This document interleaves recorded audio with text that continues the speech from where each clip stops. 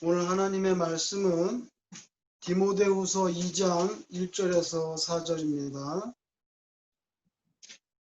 디모데후서 2장 1절에서 4절, 신약성경 344페이지, 디모데후서 2장 1절에서 4절 한 절씩 받들어 읽겠습니다. 교독하겠습니다. 제가 먼저 읽겠습니다.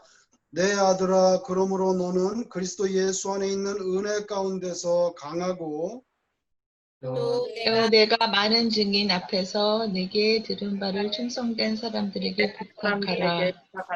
그들이 또 다른 사람들을 가르칠 수 있으리라. 너는 그리스도 예수의 좋은 병사로 나와 함께 고난을 받으라. 병사로 복무하는 자는 자기 생활에 얽매이는 자가 하나도 없나니 이는 병사로 모집한 자를 기쁘게 하려 함이라. 아멘. 이 세상에 사는 동안에 우리는 참 좋은 기회를, 좋은 자리를 이렇게 갖고 싶어 하지요. 그렇지만 그런 기회라는 것도 균등하게 주어지지 않는 것이 사실입니다. 기회도 자격이 있어야 주어지는 거지요. 이것이 보통 세상의 이치입니다. 자리가 사람을 만든다고 하는 말도 있지만 실제로 그런 일은 흔하진 않고요. 대부분 먼저 자격을 갖추고 나야 작은 자리라도 얻을 수 있는 것이 이 세상입니다. 세상은 그렇지만 신앙의 세계는, 성경에서 가르쳐주는 신앙의 세계는 다르다고 하는 말씀입니다. 의인을 위해서 희생을 하는 사람들이 가끔씩 있죠. 의인을 위해서 희생을 하는 사람들은 가끔씩 있지만 죄인을 위해서 희생을 하거나 죄인을 위해서 목숨을 내어놓는 사람은 없습니다. 오직 예수님만이 죄인을 위해서 목숨까지 내놓으셨죠. 여러분, 예수님은 우리에게 그런 사랑을 보여주셨습니다. 예수님은 우리가 운신할 수 있는 자리를 베풀어 주시는 분이지. 세상은 그렇게 우리에게 다가오지 않습니다. 그러나 예수님은 세리 마태를 제자로 받아주시고, 그때 다 손가락질 당하는 사람이었잖아요, 마태가. 그런데도 예수님은 마태를 예수님의 제자로 받아주십니다. 그리고 무덤가에서 뒹굴고 있었던 그 광인이 있었죠.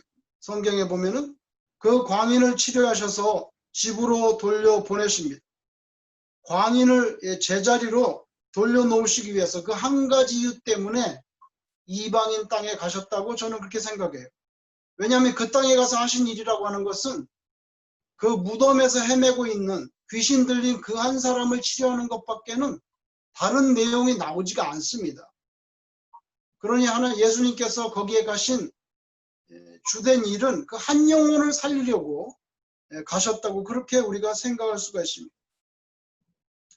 예수님께서 이 땅에 마지막 죽음이 다가올 때에 그때도 보면은 예수님은 제자들에게 주실 그 자리에 대해서 신경을 쓰십니다. 요한복음 14장에 이제 내일 돌아가실 분이 뭐라고 말씀합니까? 내가 이제 떠나간다. 그런데 거할 처소를 예비하면 다시 돌아오시겠다. 그렇게 약속을 하셨죠. 지금은 떠나지만 반드시 다시 돌아올 것이고, 돌아올 때는 너희를 위한 거처를 다 마련하고 돌아오겠다고 약속을 해주셨어요. 자리를 준비하시겠다는 것입니다. 여러분, 수고하고 무거운 짐진 자들아 다 내게로 오라. 평안하고 안식할 수 있는 자리를 주시겠다고 부르시는 거죠. 그런데 그 말씀을 하시면서 뭐라고 말씀하셨냐? 마태복음 11장 29절에 나는 마음이 온유하고 겸손하니, 이렇게 말했습니다. 여러분, 마음이 강팍한 자가 자리를 내어주는 일이 없어요. 예수님, 그 온유하신 분이 우리에게 자리를 내어주십니다. 그 자리는 하나님의 나라, 영원한 생명의 자리지요. 오늘 저와 여러분이 함께 읽은 이 본문 말씀에 보면 신자는 그리스도 예수의 좋은 병사다 이렇게 말씀했습니다.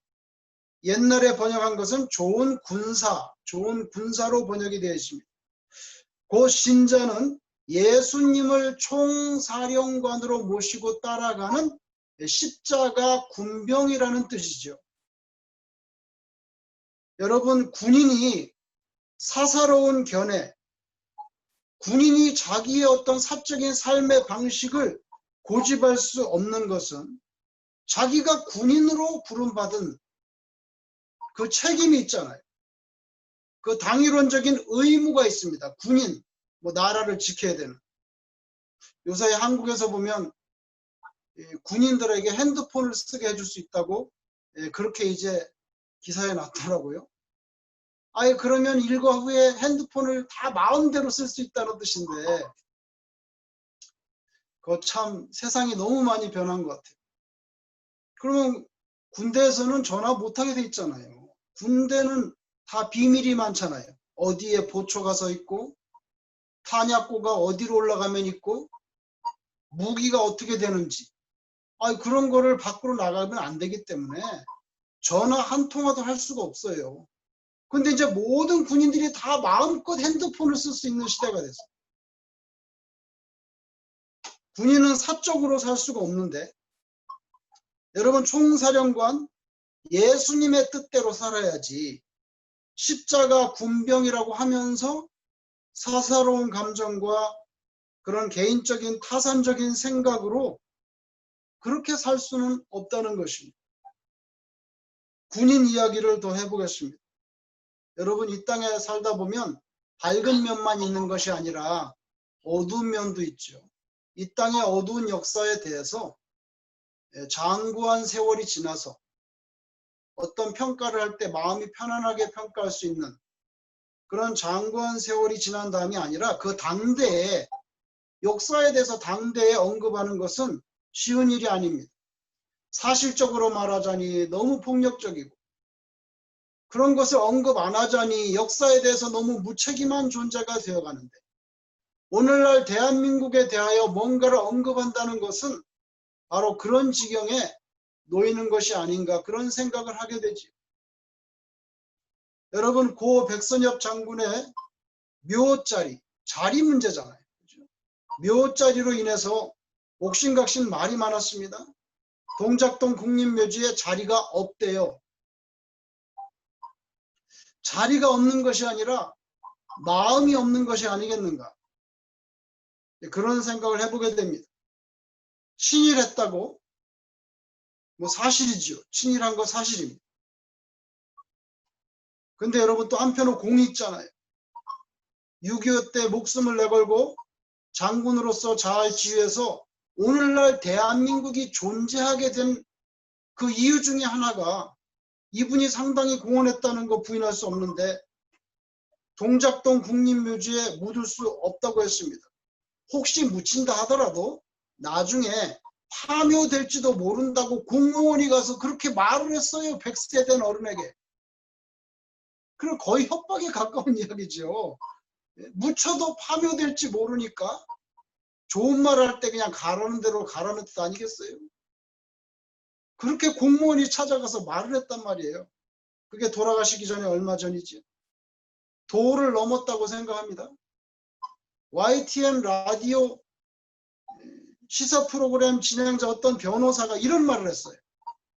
6.25 전쟁 때 우리 민족인 북한에 총을 쏘아서 이긴 공로가 인정된다고 현충원에 묻히느냐? 이런 말을 했단 말이에요. 6.25 전쟁 때 우리 민족인 북한에 총을 쏴가지고 이긴 공로가 인정된다고 국립묘지에 묻혀야 되겠냐고. 더 이상 할 말이 없는 시대가 된 거예요. 여러분, 그렇게 따진다면 지금 현재 동작동 국립묘지에 묻혀있는 6.25 때 전사한 국군 장병들, 거기 수없이 많이 묻혀있는데 그 사람들 다 파묘해야 됩니다. 지금. 제가 여러분 오늘 주부와 함께 사진 한 장을 보내드렸죠. 고 백선엽 장군과 지금 현재 주 주한 미 대사 해리스 대사가 만나는 장면입니다. 사실 저는 충격받았어요. 이 사진을 보고. 이 두 사람 다 똑같이 별 4개를 달았던 사람이거든요. 두 사람 다 별 4개를 달았던 대장들 출신이에요. 한 사람은 미국이라는 이 세상에서 제일 강력한 나라의 미 해군 태평양 사령관 지냈던 사람이고, 또 한 사람은 수십 년 전에 정말 알아주지도 않는 보잘것없는 조그만 나라 대한민국에 별 4개를 달았던 백선엽 장군입니다. 여러분, 이 사진은 2018년 11월 21일 용산의 국방 컨벤션 센터에서 백선엽 그분이 99세가 됐어요. 그때 99세. 그래서 백수 99세죠. 백수 생일 잔치를 하는데 미 대사 해리스가 나가서 그분을 마중하는 장면인데요. 사전에 보시면 백선엽 장군이 몸이 불편해서 휠체어를 타고 있잖아요. 휠체어를 타고 들어오니까 이 미 대사 해리스가 그만 거기서 무릎을 꿇고 눈높이를 맞추기 위해서 무릎을 꿇고 이렇게 영접하는 그 장면입니다. 얼마 전까지 미 해군 별 4개 대장을 지냈던 막강한 권력자죠, 여러분. 말 한마디에 수만 명이 그냥 좌양자 우양자를 할 수 있는 그 해리스가 99세가 된 백선엽 앞에서 무릎을 꿇고 인사하는 장면입니다. 여러분, 백선엽이 목숨을 걸고 6.25 전쟁에서 공산당과 싸워서 한국을 지켜낸 진짜 군인이기 때문에 그래서 무릎을 꿇는 거에 대해서 조금도 주저하지 않는 그런 모습이에요.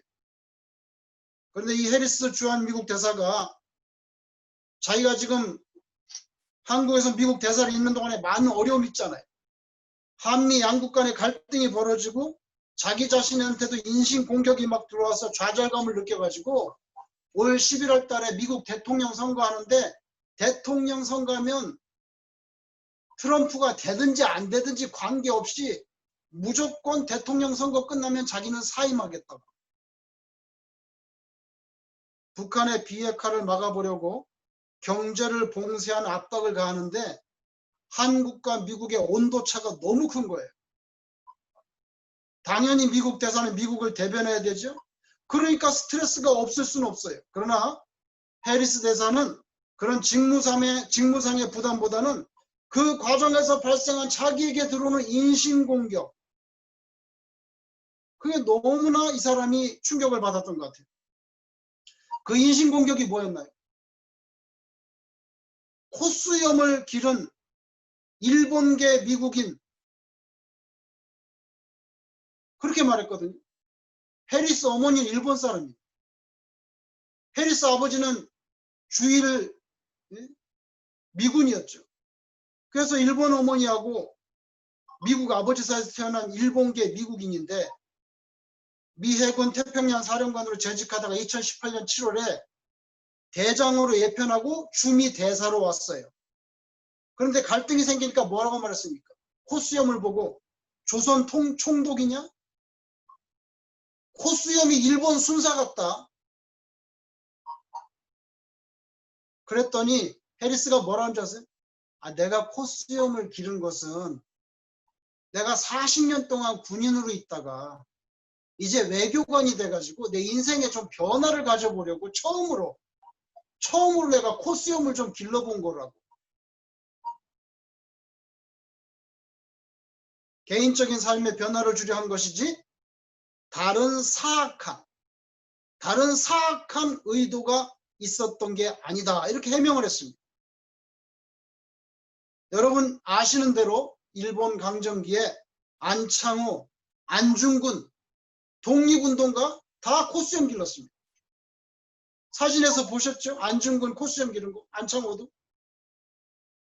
그러면 그 사람들도 콧수염이 있었으니까 일본 순사 같다고 그렇게 말해야 되지 않겠어요?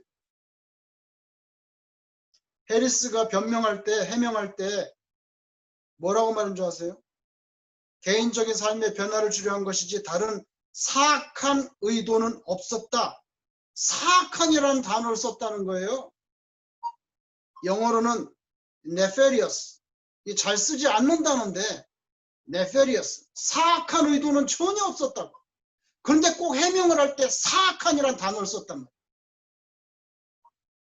그만큼 자기가 속이 상했다는 거죠. 여러분 99세 생일을 맞은 백선엽 앞에서 과감하게 무릎을 꿇을 수 있는 해리스입니다. 그런데도 한국 정치인들로부터 코수염이 일본 순사 같다고 그런 인신공격을 받으니까 빨리 사임하고 싶은 거예요. 그만큼 인신공격과 섭섭함이라는 건 그 굉장히 파괴적이죠. 인신공격은 파괴적이에요. 별 4개를 달고 미 태평양 함대 사령관을 지낸 그 강단 있는 군인의 심장을 송곳같이 후벼팔 수 있는 게 인신공격과 섭섭함이에요. 그 앞에서는 해리스도 나가 떨어진 것 같아요. 여러분 예수님은 어땠습니까? 예수님 배척당했잖아요. 그죠? 여러분 지난주에 우리가 말씀에서 봤죠.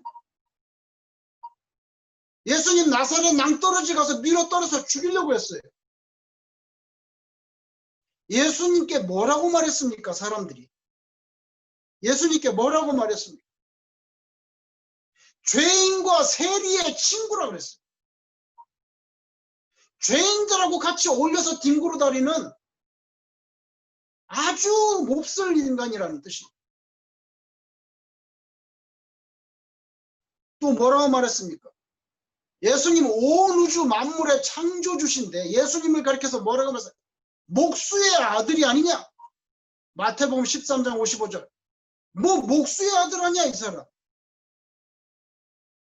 이 사람이 마리아의 아들 목수가 아니냐? 마가복음 6장 3절.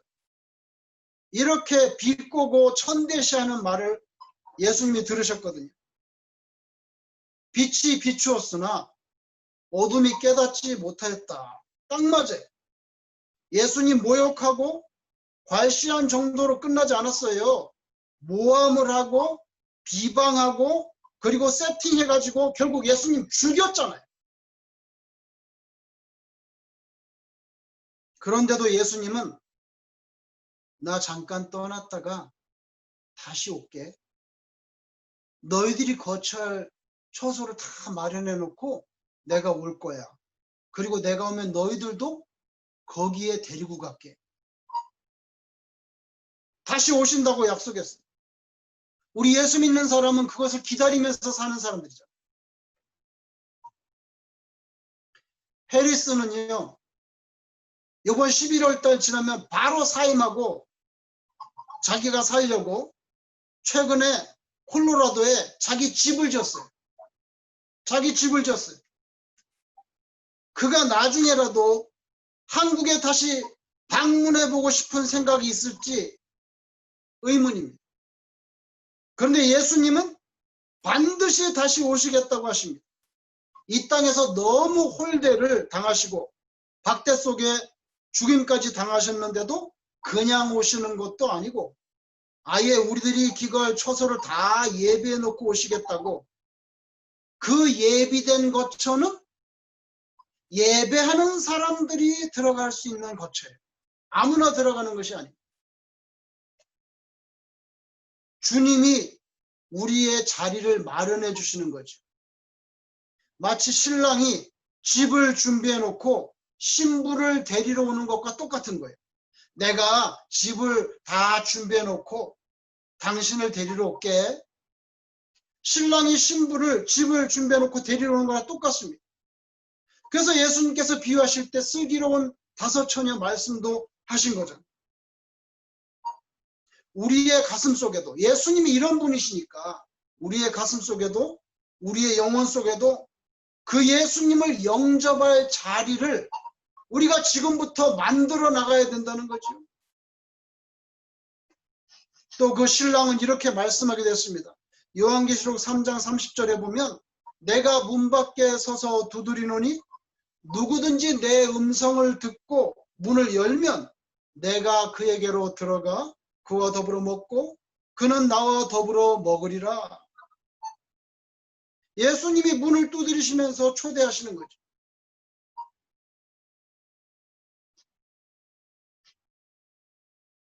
여러분, 해리스가 99세 노파 앞에서 무릎을 꿇을 수 있는 그런 진정한 용기의 소유자지만 한국민들에게 받은 섭섭증까지는 잘 극복 못해요. 별 4개를 달고 태평양을 품었던 남자지만 섭섭증이 한번 들어가니까 해결이 안 돼. 거절당했다는 기분, 자신의 진심에 대해서 고마워하지 않는 이들에게 무한정 그렇게 따뜻한 연민과 희생, 더 나아가서 자기 목숨을 줄 수 있는 분은 예수님밖에 없어요. 우리는 지금 그 은혜로 살고 있는 거죠. 그 은혜로 살고 있는 거예요. 주님은 우리를 위해서 가장 낮은 자리로 임하셨습니다. 여러분 아시잖아요. 베들레헴에 오셨어요. 베들레헴에서도 마구간에 오셨죠. 마구간에서도 구유에 오셨잖아요. 더 이상 낮아질 자리가 없어요. 우리는 그렇게 아래로 임하신 예수님 덕택으로 하나님의 나라로 우리가 올라가는 거죠. 그죠? 예수님께서 낮아지심이 우리의 높아지는 것을 가능하게 하는 거예요. 우리를 구원해 주시는 거예요. 마태복음 26장 55절에서 보이는 것처럼 거기에 보면 예수님께서 겟세마네 동산 기도하는데 예수님을 잡으러 왔어요. 거기 예수님이 뭐라고 말씀하셨습니까? 너희들이 마치 강도를 잡으려는 듯이 칼과 몽치를 가지고 나를 잡으려고 하느냐? 결국 예수님께서 예수님의 얼굴과 예수님의 손과 발과 옆구리 다 내주셨죠? 마가복음에 보면 예수님의 얼굴에 침을 뱉었다 그랬어요. 침을. 그리고 갈대로 예수님의 이마를 때렸다 그랬습니다. 얼마나 구체적으로 설명하는지 몰라요. 예수님의 이마를 때리고 머리에는 가시면류관을 콱 눌러 씌워서 피가 흐르겠죠. 손과 발에는 못을 받고 그리고 옆구리에 날카롭고 긴 창칼이 옆구리에 들어올 수 있도록 옆구리까지 내주셨어요. 그리고 마침내 생명까지 예수님께서 내주셨잖아요. 그런데도 주님은 우리를 품으십니다. 우리를 보듬을 자리를 마련하시죠. 여러분 사시면서 가끔씩 마음이 안 맞고 싫어하는 사람과 같이 앉아 있게 된다면 얼마나 힘들겠어요?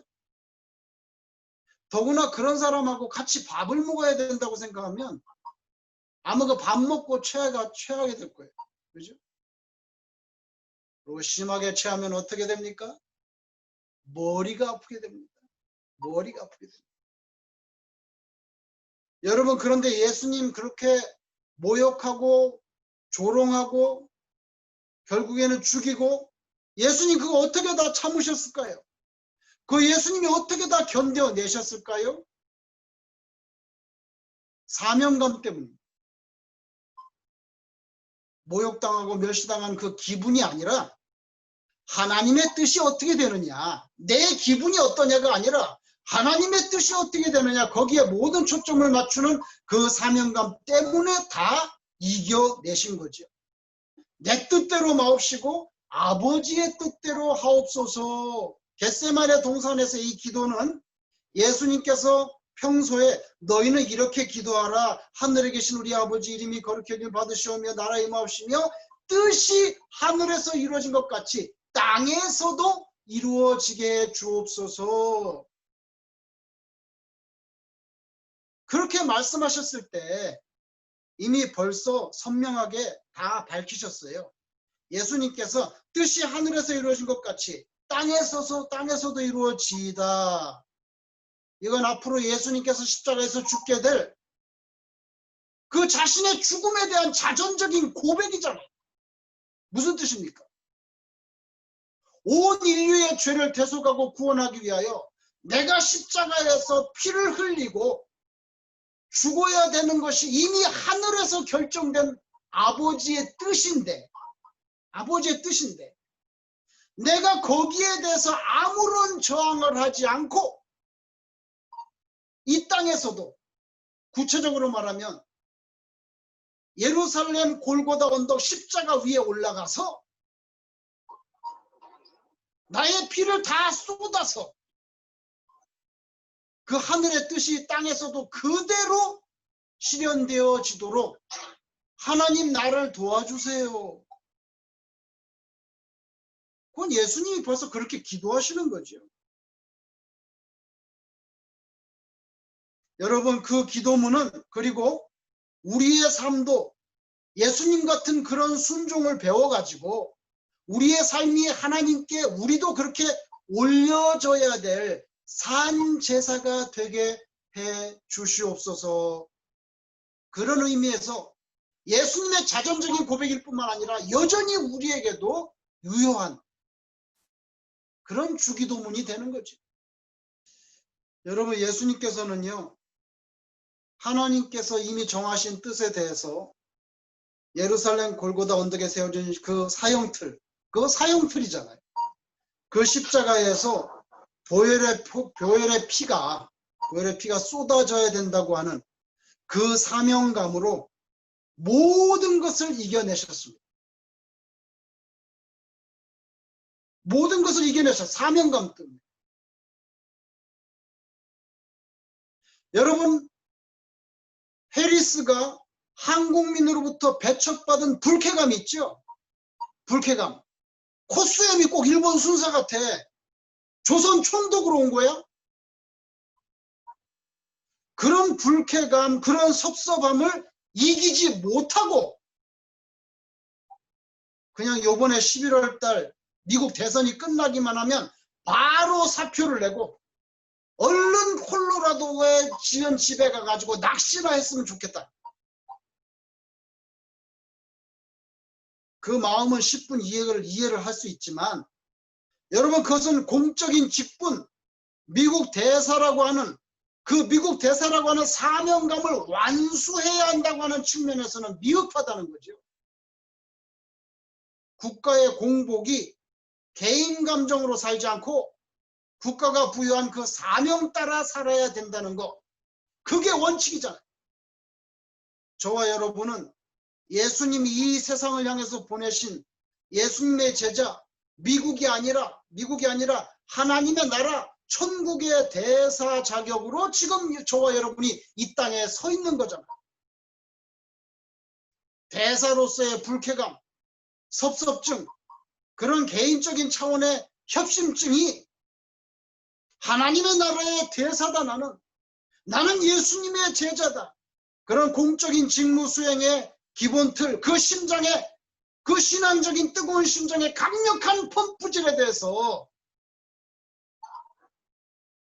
개인적인 불쾌감이나 섭섭함, 이런 것들이 걸림돌, 그런 협심증이 걸림돌이 되어서는 안 된다는 거죠. 예수님께서는 개인적인 감정으로 살지 않고 죽지 않고 오직 성부 하나님께서 부여하신 사명에 따라서 살고 사명에 따라서 십자가에서 죽으셨죠. 그래서 우리에게 본을 보여주셨습니다. 그런데 우리는 어떻습니까? 얼마나 나약합니까? 조금만 힘들면은 생각이 바뀌려고 그럽니다. 우리는 도대체 어떻게 살고 어떻게 죽어야 하겠는가? 우리는 어디에서 살고 어디쯤에 가가지고 우리가 죽어야 되겠는가? 골고다 언덕에 세워진 십자가 앞에서 우리가 대답해야 될 질문이지. 우리는 그때그때 내 기분 따라서 신앙생활하는가? 아니면 예수님께서 교훈해 주신 너희는 세상에 대하여 빛과 소금이라고 하는 그 사명을 따라서 사는가? 군사로 다니는 자는, 병사로 복무하는 자는, 오늘 본문의 번역은, 옛날 번역은 군사로 다니는 자는 자기 생활에 얽매이는 자가 하나도 없나니 이는 군사로 모집한 자를 기쁘게 하려 함이라. 우리는 우리를 기쁘게 하는 것이 아니라 예수님을 기쁘게 하기 위해서 살아야 되는 인생이라는 거예요. 내 자신을 부인하고 내가 감당해야 할 그 신앙 십자가를 우리가 힘들더라도 기쁜 마음으로 지고 주님의 뒤를 따르는 그 참 제자로 살다가 마지막에도 끝까지 십자가의 군병으로,